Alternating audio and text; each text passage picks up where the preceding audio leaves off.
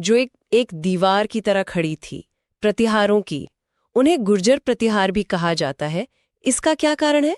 माना जाता है कि उनकी उत्पत्ति मध्य एशिया के गुर्जर कबीले से हुई थी, जो पशुपालक और लड़ाके थे।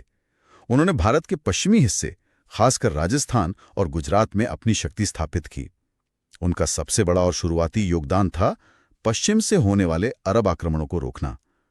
नागभट्ट प्रथम जैसे शासकों ने सिंध के अरबों के लिए एक ऐसी दीवार खड़ी कर दी जिसे वो पार नहीं कर पाए। अच्छा। अगर प्रतिहार न होते तो शायद उत्तर भारत का इतिहास कुछ और होता। एक मिनट, यहाँ एक बहुत दिलचस्प बात सामने आती है। अरब यात्री जो उस समय भारत आए, वो लिखते हैं कि प्रतिहारों के पास पूरे भारत में सबसे बेहतरीन घुड़सवार सेना थी। और इसका राज था घोड़ों का आयात। तो क्या इसका मतलब ये है कि भारत में उस समय अच्छे लड़ाकू घोड़े नहीं थे? ये तो एक बड़ी सैनिक कमजोरी लगती है। आपने बिल्कुल सही नस पकड़ी है। ये उस दौर की एक बहुत बड़ी सच्चाई थी।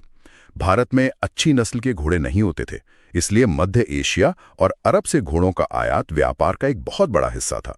और ये बहुत महंगा भी होता होगा। बहुत महंगा सौदा था, लेकिन प्रतिहारों ने इस पर निवेश किया। उनकी तेज तर्रार और शक्तिशाली घुड़सवार सेना ही उनकी सबसे बड़ी ताकत थी।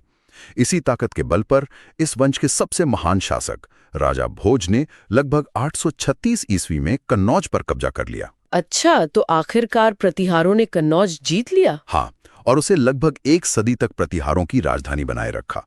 उन्होंने पालों और राष्ट्रकूटों दोनों को कड़ी टक्कर दी। तो हमारे पास पूर्व